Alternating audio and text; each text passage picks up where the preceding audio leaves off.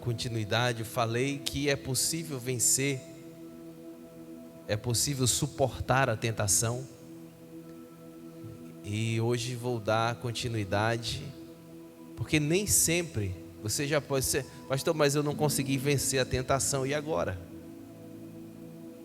Quem poderá me defender? Abre lá em Provérbios capítulo 28, versículo 13. E vou falar hoje que há perdão para aquele que pecou. Há uma saída, há uma solução. Provérbios 28, 13. Você vai abrir a sua Bíblia e vai deixar ela aberta. Vai riscar, marca, pinta. Para que você fique bem alimentado nessa noite. Quem oculta seus pecados não prospera. Quem os confessa e os abandona, recebe misericórdia. Então nós aprendemos no culto passado sobre essa possibilidade de vencer a tentação. Nós aprendemos que somos tentados de acordo com as nossas fraquezas e que o inimigo sempre buscará os nossos desejos para que ele possa nos derrubar. E quando nós olhamos para Davi, tem algo muito importante que a gente pode observar. Davi, ele venceu ursos. Davi, ele venceu leões. Quando os ursos quiseram derrubar Davi, ele venceu. Quando os leões tentaram fazer com que Davi caísse, ele também venceu. Ele foi até ao enfrentamento com Golias. Quando Golias quis destruir Davi, Davi venceu. Quando Davi se torna um guerreiro de Saul, e Saul começa a perseguir Davi, Davi suportou as perseguições de Saul. Davi venceu essas perseguições. E como o diabo não conseguiu, o inimigo não conseguiu atingir a vida de Davi de todas essas formas, ele foi na fraqueza de Davi. Até que um dia Davi está no palácio, olha para o outro lado da rua, vê a esposa de um dos seus melhores guerreiros tomando banho. E ele manda buscar até o seu palácio. E ele faz com que aquela mulher se torne sua mulher. E aquele homem que havia vencido o urso, havia vencido leões, havia vencido Golias, havia suportado as perseguições de Saul, caiu na tentação que foi colocada diante dele. E sempre nós seremos atacados nessas fraquezas, nas nossas fraquezas. Mas como eu ensinei semana passada, sempre Deus nos dará um escape. Todas as vezes que forem colocadas tentações diante de nós, haverá um escape. E se você não conseguiu suportar e caminhou por todos os estágios da tentação e caiu no pecado, não é o fim da linha da sua vida. Não é a destruição total para você. Há uma boa notícia. Podemos dizer hoje para você que há uma notícia boa. E quando tem notícia boa, a gente abre um sorriso. Você pode dar um sorriso? Ótimo, olha aí. Você ficou até mais bonito agora. Tem uns que não ficaram tão bonitos, mas ficaram sorrindo. Há uma notícia muito boa, que há perdão para aqueles que pecaram. Existe um caminho do arrependimento. E é esse caminho que nós vamos aprender hoje. Que apesar de termos praticado, caído no pecado, existe um caminho que nós podemos dividir em 3 passos. Que é esse o caminho do arrependimento, que vai nos levar a receber o perdão dos nossos pecados. Nós vamos falar sobre 3 coisas. Primeiro, eu quero que você diga comigo, convicção. Diga forte, convicção. Foi fraco ainda, foi sem convicção. Você vai dizer mais forte. Convicção. Melhorou. Eu vou ler um texto para você e eu quero que você abra na sua Bíblia, ou então você veja projetado aqui, que é Romanos capítulo 2, o versículo de número 4. É um versículo muito importante para você entender sobre esse estágio do arrependimento. Obrigado.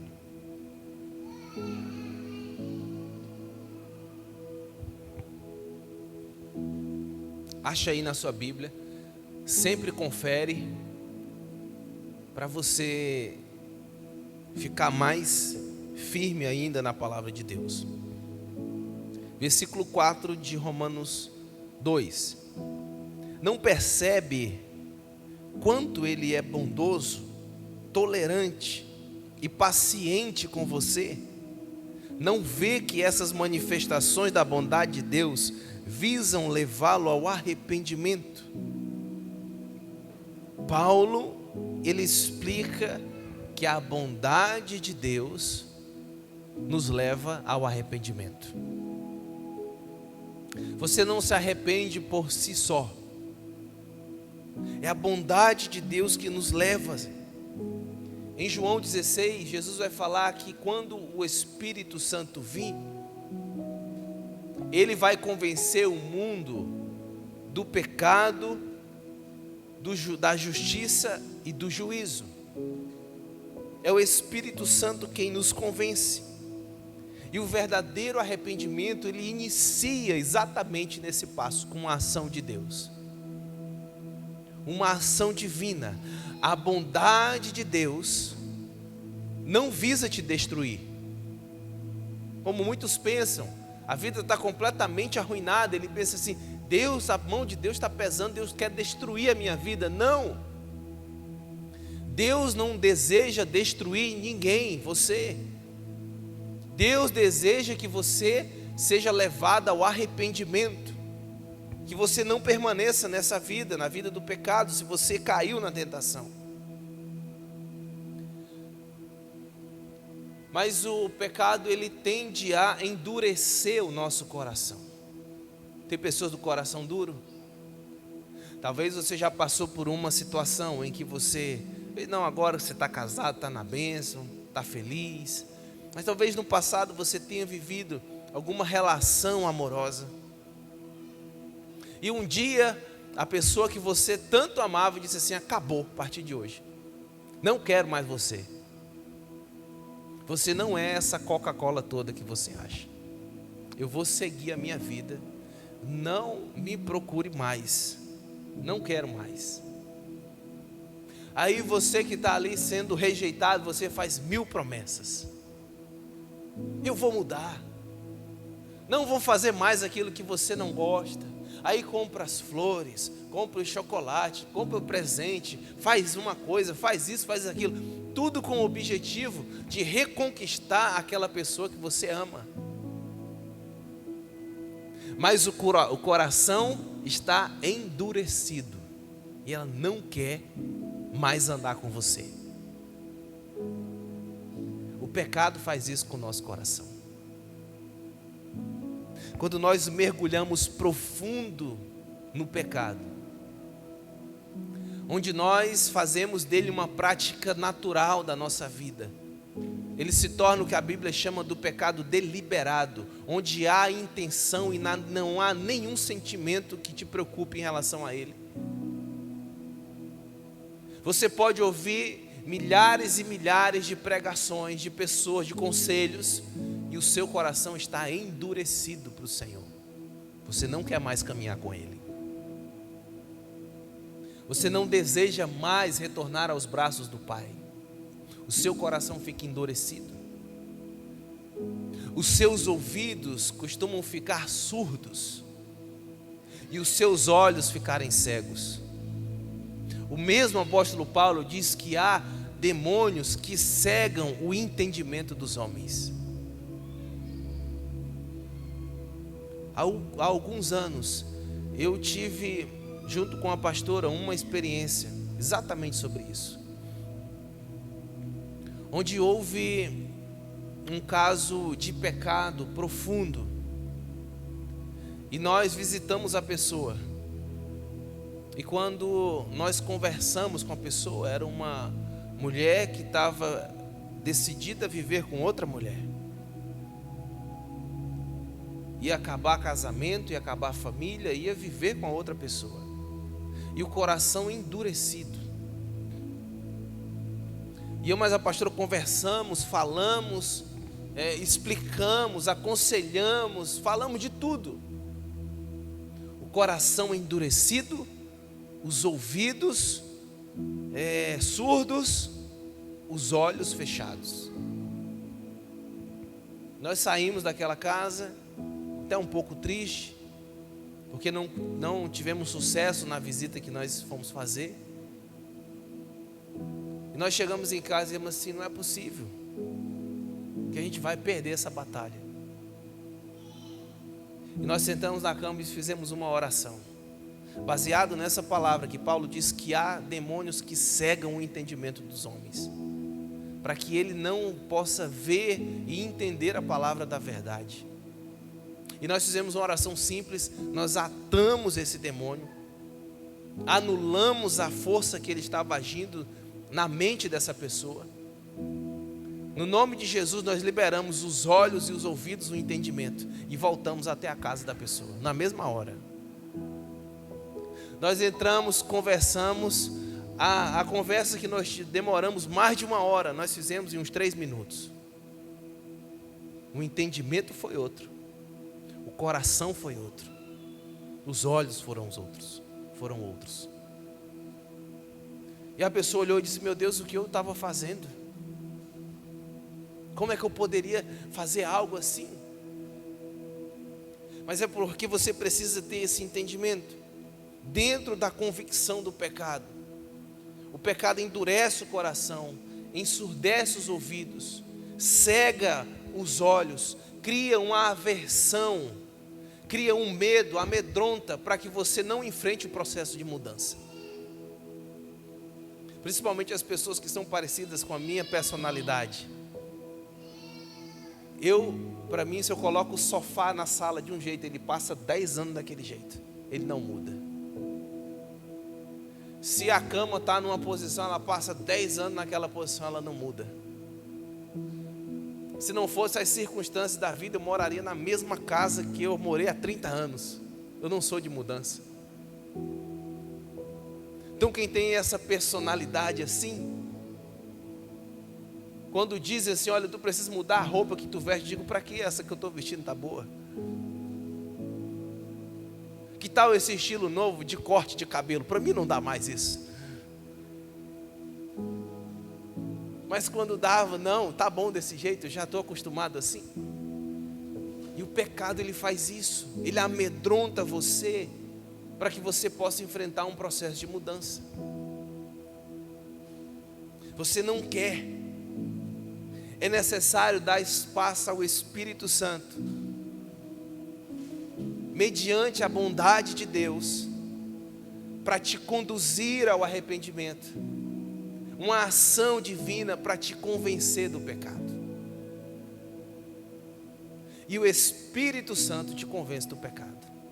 E você entra no primeiro estágio do arrependimento, que é a convicção. Você sabe que está pecando. Porque tem pessoas que pecam, mas acham que não é pecado. Tem pessoas que estão pecando, mas acham que não estão desagradando a Deus. Não tem consciência daquela situação. O primeiro estágio do pecado é você ter a convicção de que é um pecador. Paulo, ele disse a Timóteo: Timóteo, fiel é esta palavra e digna de toda aceitação. Cristo Jesus veio à terra para salvar os pecadores, dos quais eu sou o principal. Convicção de pecado. Você precisa saber onde você está errando. Você precisa ter esse entendimento de você é como se você fosse a uma consulta médica. E você sentasse num consultório, o médico olhasse para você e disse assim: o que você está sentindo? E você chegar e dizer: eu não sei. Mas por que você veio até aqui me procurar? Você está doente? Não sei. Você tem que ter a convicção daquilo que você está sentindo no seu corpo. Porque se você quebrar uma perna, não adianta você ir até um oftalmologista. Se você tiver com dificuldade de enxergar, para que procurar um nutricionista? Se você está querendo emagrecer, você vai entrar na porta de um neurologista, por exemplo, e dizer, olha, eu quero emagrecer. Ele vai olhar e dizer assim, eu também, estou gordinho. Você tem que ter convicção, consciência da vida que você está levando. Esse é o primeiro estágio do arrependimento, do processo de arrependimento. Mas não basta estar convicto que é pecador. É preciso você passar de fase, você ir para a próxima etapa. E a segunda etapa se chama confissão. Diga forte comigo, confissão. Foi fraco. Mais uma vez, 1, 2, 3. Confissão. 2 erros são cometidos por quem cai no pecado. Eles ocultam e fogem. É muito comum. Ou ele esconde, ou ele corre. Dificilmente as pessoas quando pecam, quando caem, elas procuram ajuda no Senhor. Geralmente elas escondem porque tem vergonha do que as pessoas vão pensar sobre ela. Ou se já descobriram, ela foge, porque ela não tem coragem de enfrentar um processo de mudança. Então são esses 2 erros. Davi é um exemplo disso. No Salmo 32, ele diz, enquanto eu escondia o meu pecado do Senhor. E Adão e Eva é o exemplo de quem foge. Quando eles pecaram, eles fugiram do Senhor.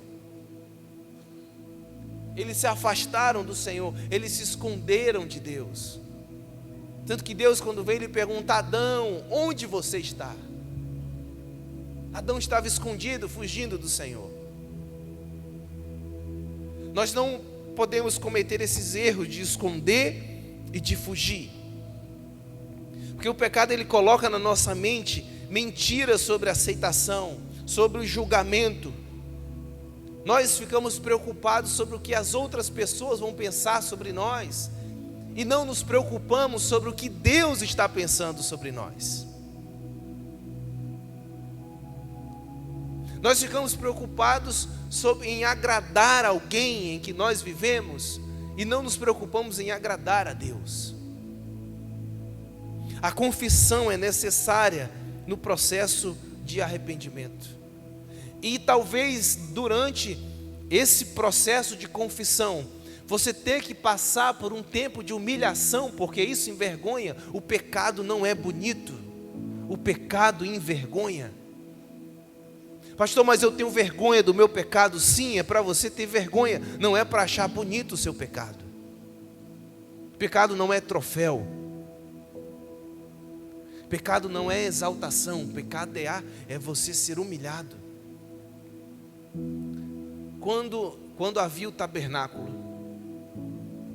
e alguém ia oferecer uma oferta, um sacrifício pelo pecado, ele ia até a sua propriedade. O tabernáculo ficava no centro do acampamento. Ao norte se formavam 3 tribos, ao sul 3 tribos, ao leste do tabernáculo 3 tribos, ao oeste mais 3 tribos. Então, de onde a pessoa fosse, onde fosse a casa dela, ela tinha que cruzar e ela tinha que se expor. Então ela ia até a sua propriedade, pegava o animal e ela saía cruzando todo o acampamento até chegar ao tabernáculo, e todo mundo olhava e disse assim, esse aí vai sacrificar, é cordeiro, é oferta por pecado, está indo se arrepender de alguma coisa. É exposição. Se um pai, ele peca, afeta a sua família, é preciso haver exposição dentro de casa. Quando o filho pródigo, quando Jesus fala sobre o filho pródigo, ele chega diante do pai, ali há empregados, há um filho mais velho, e ele diz, pai, eu pequei contra os céus e contra ti. Todos na propriedade viram.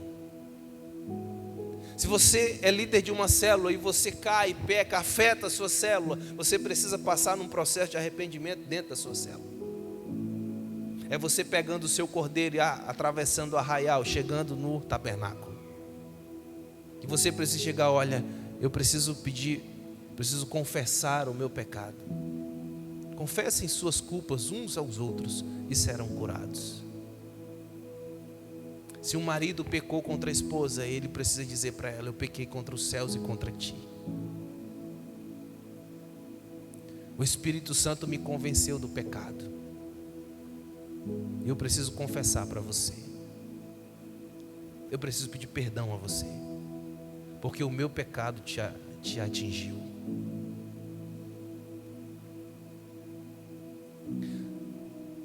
Imagina se não fosse relatado a história de Davi.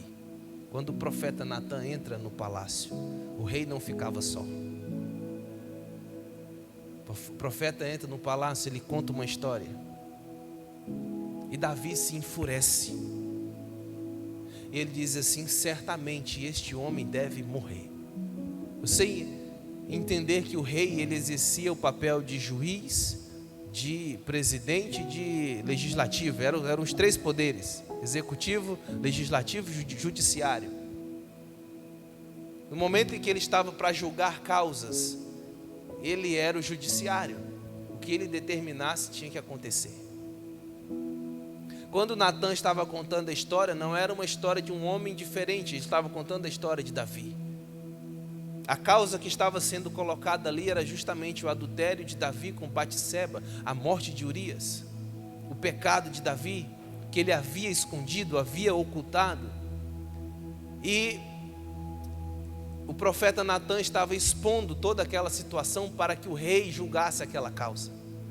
E quando ele escuta, ele julga e ele dá uma sentença: este homem que fez isso deve morrer. E ele não sabia que estava sentenciando de morte a sua própria vida.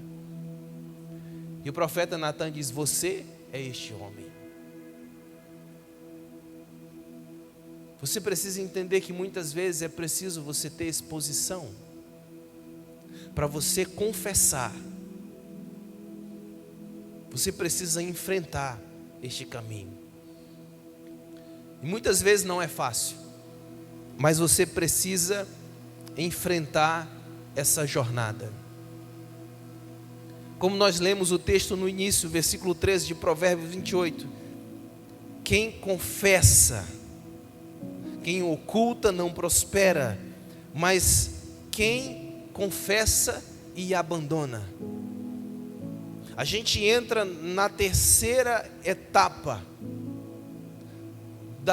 do arrependimento, porque eu disse para você que há uma notícia boa, que há perdão para quem pecou, mas o perdão é mediante o arrependimento. E essa é a terceira etapa do arrependimento, que é a decisão. Qual é a primeira? Você já esqueceu. Imagina domingo que vem, gente. Anota aí. Quando você anota, você lembra mais. E quando você anota escrevendo, é melhor ainda. Primeira etapa qual é? A segunda. E a terceira é a decisão. Quem confessa e abandona. Não basta só você se convencer do pecado. Muitas pessoas se convencem: eu sou pecador, não presto. Eu tenho um rapaz que ele me manda mensagem, talvez esteja até assistindo. Um beijo para ti, meu neguinho.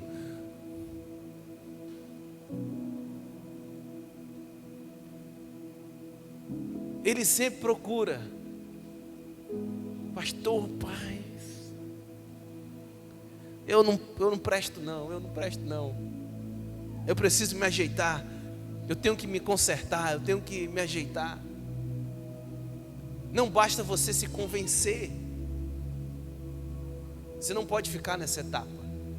Você precisa confessar. E não é confessar e voltar a fazer. Porque muitas vezes a pessoa vive assim: eu faço, eu me convenço, eu confesso, eu faço, me convenço, confesso, eu faço, me convenço, confesso e vive nesse ciclo. Isso não é arrependimento. Você está no processo, quando você está chegando na fase de decisão, de ter realmente, de ser realmente uma pessoa decidida a abandonar e nunca mais fazer, a pessoa volta atrás. A decisão, ela é, vocês lembram quando eu falei domingo passado, nos estágios da tentação, há um momento onde nós damos a luz ao pecado, e é antes da gente consumar o ato, nós damos a luz dentro de nós, nós decidimos fazer. É quando Abraão fez, não o pecado, mas ele decidiu sacrificar o filho. Não foi preciso ele matar o filho, ele já tinha feito dentro dele, já havia decidido, não havia volta. E é essa decisão, quando você decide, não há volta. Não, você não consegue retroceder. Você decide andar na direção contrária ao pecado. Você se convenceu, você confessou e você abandonou. E quando você decide, isso é um milagre de Deus. Isso é um milagre do Senhor. Quando você decide, é um milagre que Deus faz dentro de você. E aquela área que era fraca, que você caía no pecado, você se fortalece. Você não vai mais cair, porque você reconheceu, você confessou e você decidiu abandonar. Não vou mais fazer. E não importa o que seja preciso você fazer para você não mais cair no pecado. Jesus disse: se você precisar cortar uma mão, arrancar um olho, faça. Se há lugar que você anda que te faz pecar, não ande mais lá. Se tem amizade que te leva à perdição, rompa com essa amizade. Se há relacionamento que te traz para o pecado, termine esse relacionamento.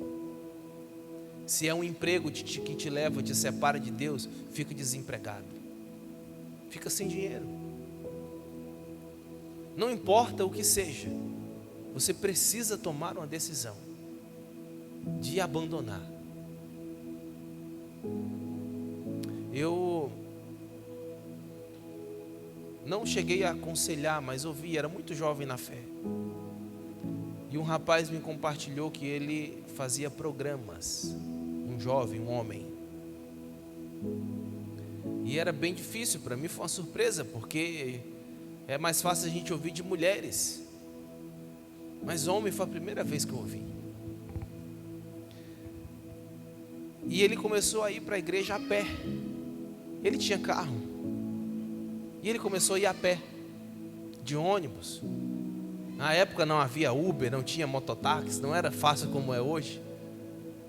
E ele ia de ônibus para a igreja, ia a pé. Eu disse: rapaz, por que você vendeu o seu carro? E ele, nesse dia, ele compartilhou. Ele diz assim: eu usava o meu carro para me encontrar quando eu ia fazer programa. Então eu decidi vender, porque fica mais difícil.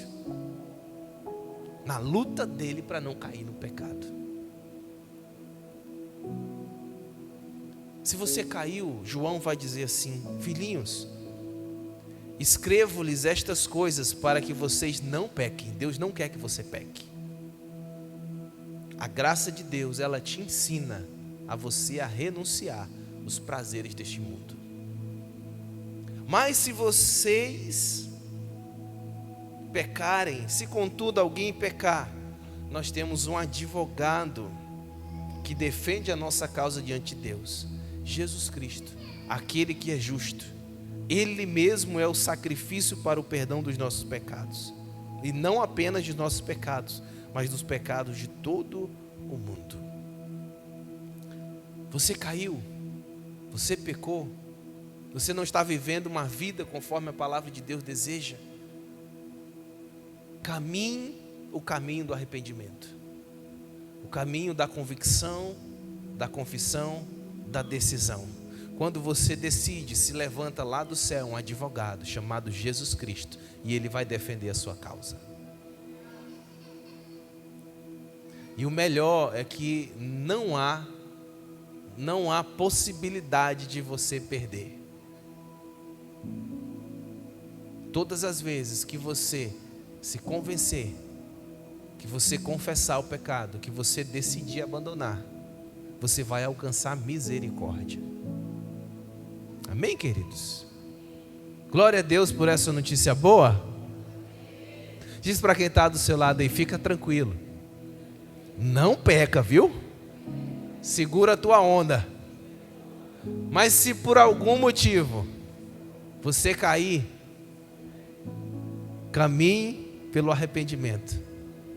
E Jesus Cristo vai defender a sua causa. Dê um aplauso a Ele bem forte. Glória a Deus. Aleluia. Vamos para a ceia. E aqui nós temos um momento muito especial.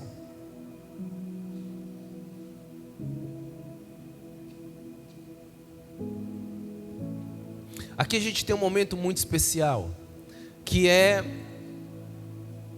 você não participar da ceia. Você não pode dizer não para a mesa do Senhor. Você tem que dizer não para o seu pecado. A mesa não é para te afastar de Deus, a mesa é para te aproximar dele. Paulo lhe diz: examine-se o homem a si mesmo.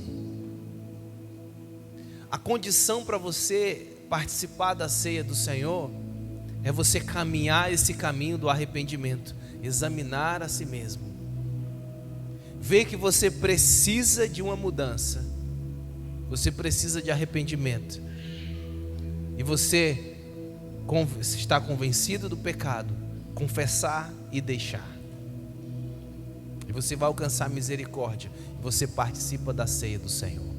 Então, enquanto nós cantamos uma canção, eu quero que você tenha um tempo aí sentado no seu lugar mesmo, onde você vai examinar a sua vida.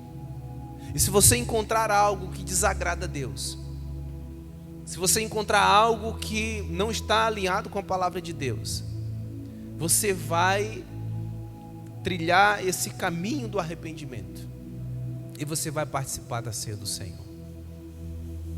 E aí no seu lugar, você pode, se você quiser se ajoelhar, quiser curvar sua cabeça, quiser fechar os seus olhos, da forma como você achar que fica melhor.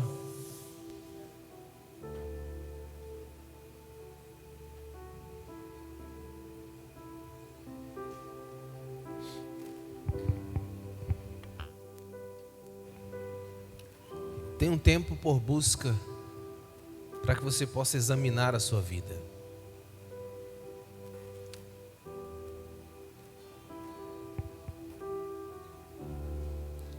Veja as áreas que são fracas, se você tem caído, caiu,